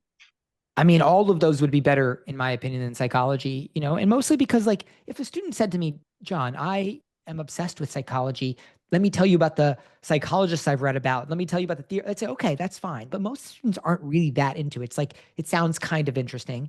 And it's well, if it sounds kind of interesting, then we might as well pick something else that we could also show you that's kind of interesting, like sociology or anthropology, that are so similar that you could barely even notice the difference, that are going to have more strategic value. Right. The point, Jen, is you have to build evidence to support that once you choose. That's important content. Okay. And it's a lot harder to do psychology than it is to do anthropology or sociology. Exactly. Okay. Next one for Dave. Dave Wang. Oh, hi. This is for my student. The question is, the student is very good in biology, and she has done 3 summer interns and published 2 publications, and also attended and presented poster at 2 international cancer research conferences. But actually what she really wants to do is to apply for business and then apply and do something like a business development in biotech industry. But so far there's no like DECA, economics, that kind of classes taken, and also there are not much business related extracurricular activities. So do you think it's still feasible? What do you think, Quenton? I would say yes. I think so too. Yes. Yeah. Actually, it sounds like a very compelling story, actually. If you were to apply to business school with that background, definitely would stand out from other students. Maybe, yeah, sure, you probably have to have like some evidence that they're interested in business. It really doesn't even have to be that much. You just have to have like the bare minimum. But if you have all that other parts, you have a compelling story, I would say. Yeah, my take is basically what Quenton said is like, it's the story. Like it's hard to be a business student. Let's just say all she did was sit in there and study finance and stock market clubs and stuff. And then she wants to apply to arts and sciences. That would be really hard to do. But what she did is she studied a bunch of biology oriented arts and sciences stuff. And now she wants to apply to business. Females are underrepresented in business, number one. So that's not a problem. And then number two is like, the question is, how do you connect her experiences to business? And I think Quenton and I think business is everything, right? Like business is literally every single thing, organizational management, communications, that's all business. Like how do you function? So we take her experience, all that experience, and we turn it into a lens of business, whether that's communications, marketing, organizational management, public economic policy. We just need the lens. And once we know the lens that works the best and we apply all her experiences, she should be successful. Yeah, that's not even a question. And if she's applying to the business school, I think she would do very well. Because all of the business school applications, they all read the same. A lot of them. Actually, we have a lot of success with students to apply to business schools because we very much differentiate them. Yeah. Okay. Just add a couple things. She's very good in the public speaking, so she got some award. And second, I think that is related with communication you just mentioned. And second is she is doing some internship to review the biotech projects, from the business point of view to see which one can sell, etc. So that is kind of like an internship in the business development in biotech industry. Way more valuable than just like having that DECA. That's fine. Like, if she has that, yeah, she's in a good spot. She just keep developing that story, she's in a good spot. Okay, great. All right. Thank you so much. Yeah. Okay, Quenton, go back to the couple more questions. We still have some time to 11. This one's kind of related. I guess we kind of answered. Any suggestions on joint program of engineering plus business preparation and school choices? So we kind of just answered that a little bit with the biotech stuff. I think that's like around the realm of what we just talked about. So I'll move on to the next one. Is art history considered a competitive major? What can we do to improve our resume in art as an art history major? I would say not competitive, not known as a competitive major.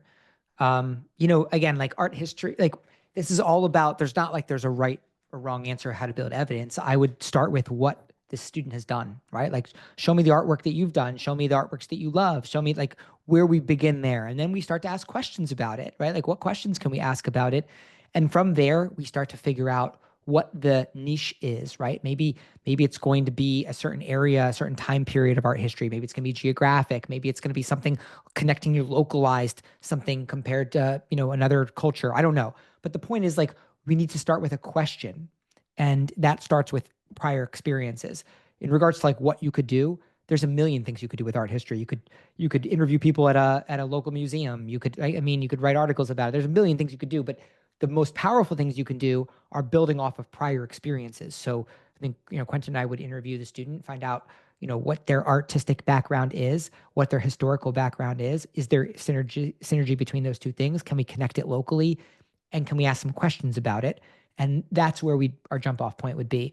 I think also, of course, founding a club that would be at your school. Sometimes a lot of schools don't really have art history clubs. A lot of them don't, at least. And you could be the founder of that, and you could create community connections between like local art history museum organizations in your school. So those are kind of some practical things. But from a narrative perspective, it depends on what you've done.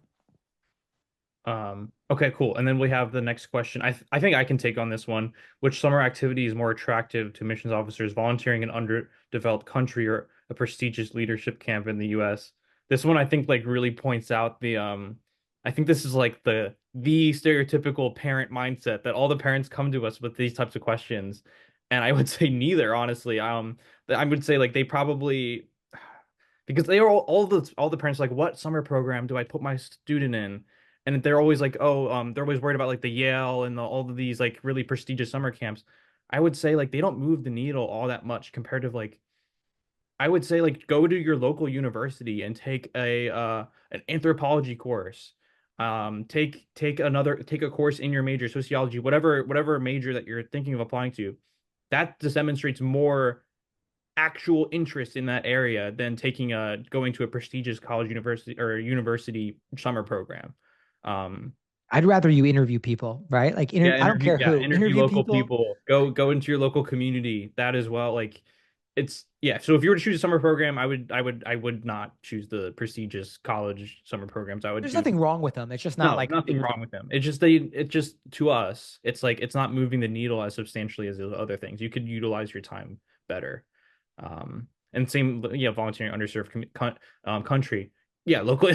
Once again, interview localized people. Like interview local people. Get the issues going on in your local community. This one, I think we touched upon the EDEA results in the beginning of the meeting. So I don't think we have to talk. This meeting should be recorded, so you can refer to that. But we did well. We had like Stanford, Cornell, obviously for John, and then that was mostly what the results were so far. There's still a lot of schools that we're waiting on for that. How to tell a good story within the word limit, usually 500 words. What is the key? The key is perspective. You have to say something about what you're writing about. The activity is the vehicle, the story is the vehicle. What is the takeaway? What is the reader learning about who you are as a person? That's the most important part. And if you're missing that, then your essay's worthless, in our opinion. So you really have to have that perspective. Our son is interested in math, statistics, and computer science. Is it better to go with the math major than CS major in order to get in? I would say math major generally. Math would probably be better.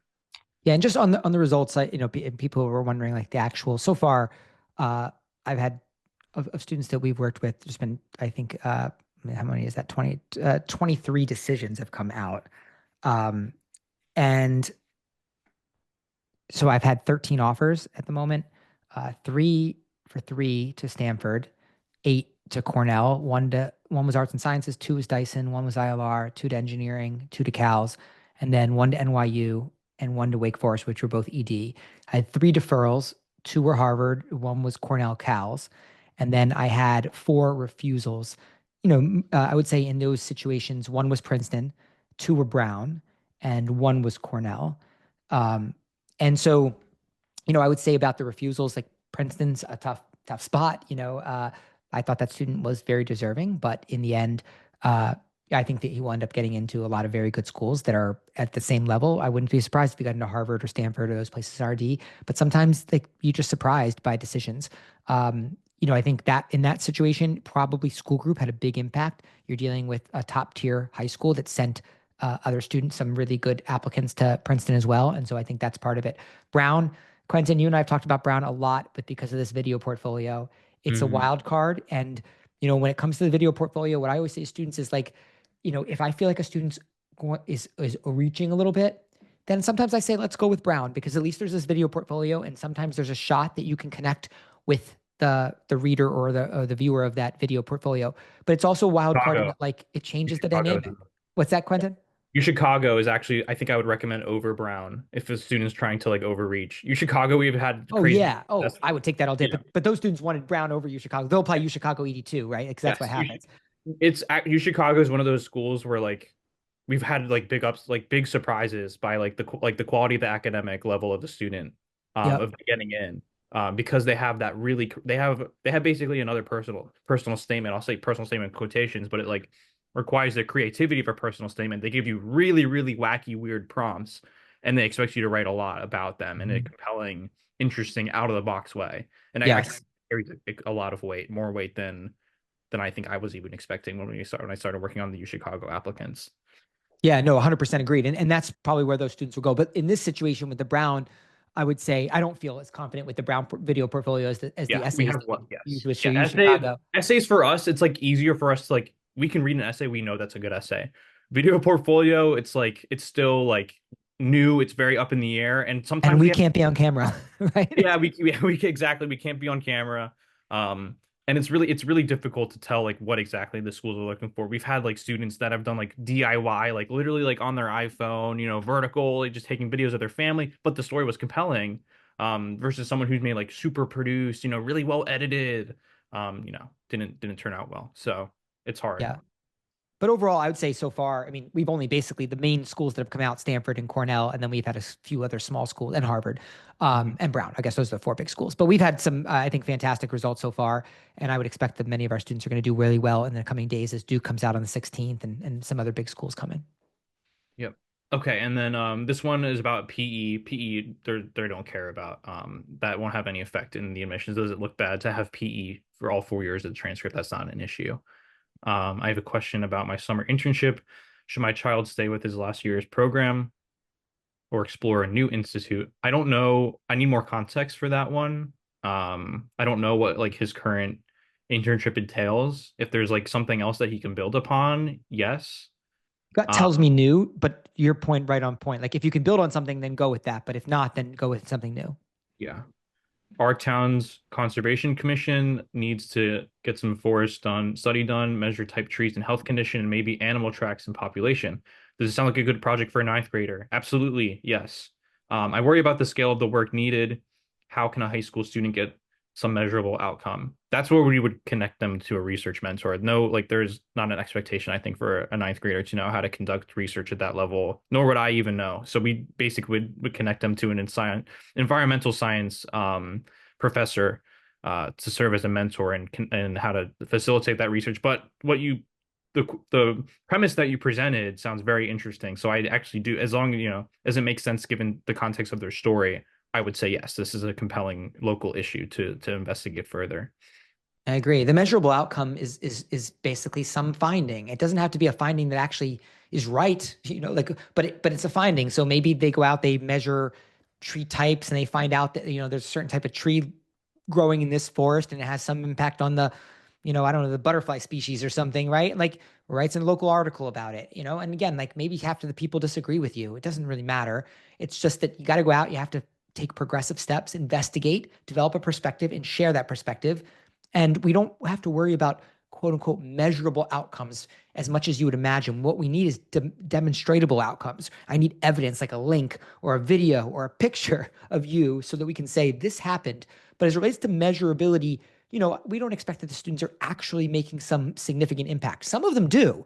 And I love that, but that is not a prerequisite for success. Yep. Definitely. Okay, and then the next one is, where is the best place to tell your story in a common app? Everywhere, every part of the app, basically. You know, your personal statement, supplemental essays, activities list, additional information section, everything. You're telling your story. It's thoughtfully distributed, right? Like we decide how we're going to apply it across those different areas. Exactly. Is psychology? Yeah, psychology, pre-law. Okay, that one's covered. Okay, that one. 2 publications. I'll just say about cancer, and I think we answered that question, but cancer, dementia, Alzheimer's, they are so tough topics to work with. You know, the readers, they just don't believe that students are impacting those topics. And so it feels like noise to the reader. Is it more important to take a more challenging math class like multivariable calculus during junior year, or prioritize maintaining an A and less challenging one like AP Calc C? Thanks. That's a tough one. That's a really tough one.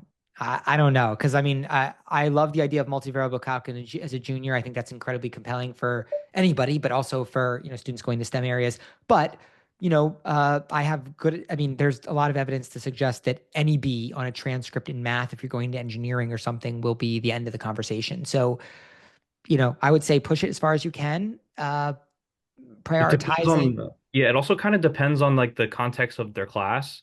If you're the only junior, like if there's no one else in your grade taking multivariable, then there's like it's okay. That's a good point. Good point. But if there are multiple students taking it, then it's like, okay, now you're like behind the top, which could be a red flag. I mean, That's a great point. I think that's the make or break actually there. Yeah. If other people are taking it, you should be in the multivariable calc. If you're at the top, then you don't necessarily have to do it, and maybe maintaining the A would be better. Yes. Okay. Quenton, it's almost 11. Just yes. take one more question. Read one okay. more. Our big honors. Okay, so our big honors must-haves to apply for top 5 schools, even if the student is a valedictorian with 12 plus APs, published researches, etc. Interested major in econ. Our big honors must-have. I don't understand. I guess depends on how you define big, right? But I think in the end, we have students at Stanford right now that don't have quote unquote big honors. I can't exactly give you examples of students at Harvard that have no honors. I mean, for the most part, every student that I have there had some legitimate honor. Stanford, I will say we've been very successful there without honors. Yale, I would say we've been successful without honors. Princeton, I can't remember if we've had students without honors. There, a lot of them in that area have like a variety of honors that you could describe as high honors or not, depending on how you view them.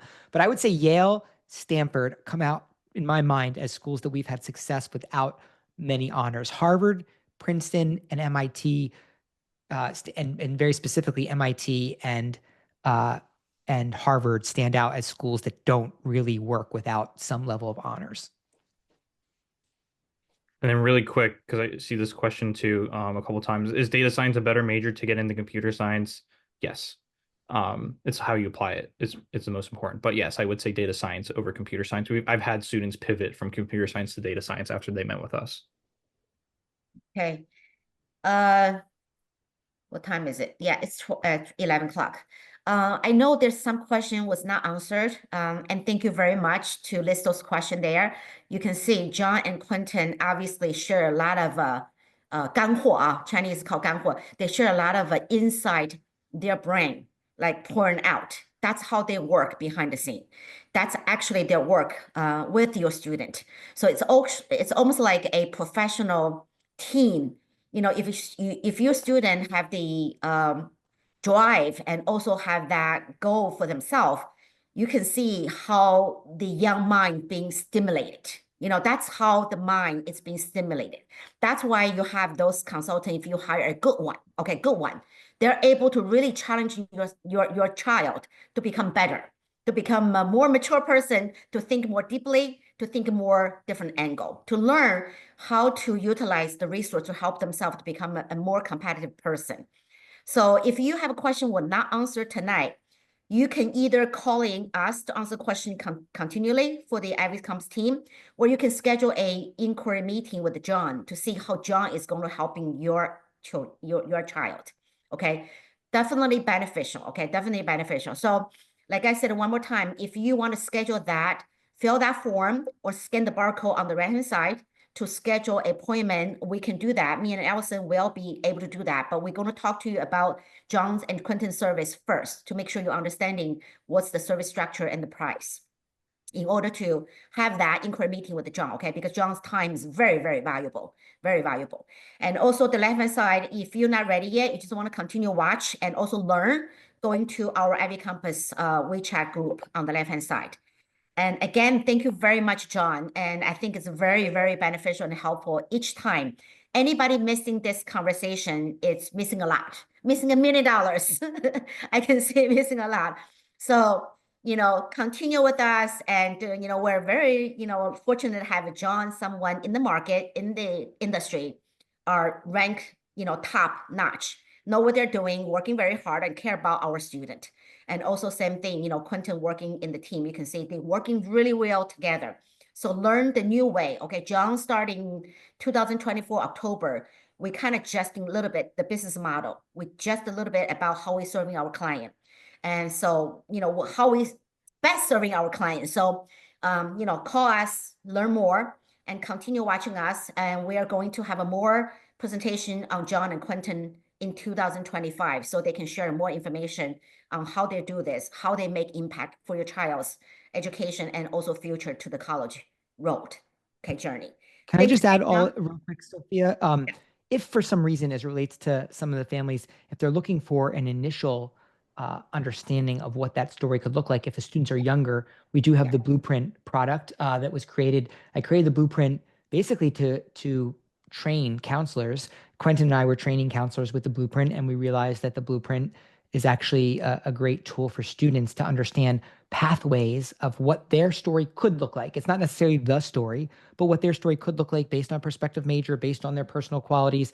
And so that's something that you might want to chat with the IvyCompass team about if that might be interesting for you. Absolutely, yes. So John has a product called Blueprint. That Blueprint, actually, we collect some information like we were doing tonight. And then John and team will give you almost like roadmaps, like, right?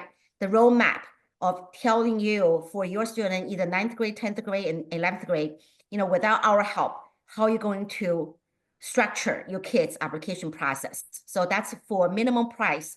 You can actually buy a report out of John's team called Manganelli method. So that one, you can also inquiry me and Allison, okay, behind the scene, okay? And also, I believe that report, for different price, they can have like half hour, 1 hour explanation from you or either you or Quenton as well, right? Yeah, generally the way we do it is a half-hour intake. So we, the student will complete the questionnaire, then they'll meet with Quenton or they'll meet with myself, and we will ask some questions just to make sure that we understand everything on the questionnaire effectively. Then we go and we create the Blueprint, which is a robust roadmap of how you would position yourself, what activities to be part of, how you would brand yourself as examples. And then you would get the Blueprint and you would hopefully take it and digest it as a family. I do think that it's generally a lot for a high school student to go through by themselves. And I do think that parental engagement is important with the Blueprint to walk through. And then they have a second meeting, another 30-minute meeting with either Quenton or myself, where the goal in that meeting is for us to provide them what would the next step be? Like if you were going to go off and do something, actually create progress, what would it look like and how do you use this Blueprint to build off of that? Most of the time, students, I think, recognize that there's a lot that could be done and that they're going to need some support. But I have definitely run into families that say, you know what, this is all I needed was a little direction. And I feel like we can take it from there. And some students have been successful doing that. So I think the Blueprint can work as a foundation for understanding what you need, or it could be a roadmap for you to go off and do it on your own if you so see fit. Yes, excellent. Okay, great. That's a lot. Thank you very much. Thank you, John. Thank you, Quenton. And thank you, Allison, behind the scene to support us all along. And thank everyone, every single family with us, for the 2 hours of learning. And we're hoping to improve, and we're hoping to make your child college application is a fun, joyful and valuable journey. So let's continue learning together, and looking forward for next presentation with John and Quenton. So thank everyone. Have a good night now. Have a good weekend. Sophia. Thanks, Quenton. Bye. Take care. Bye-bye. Bye-bye.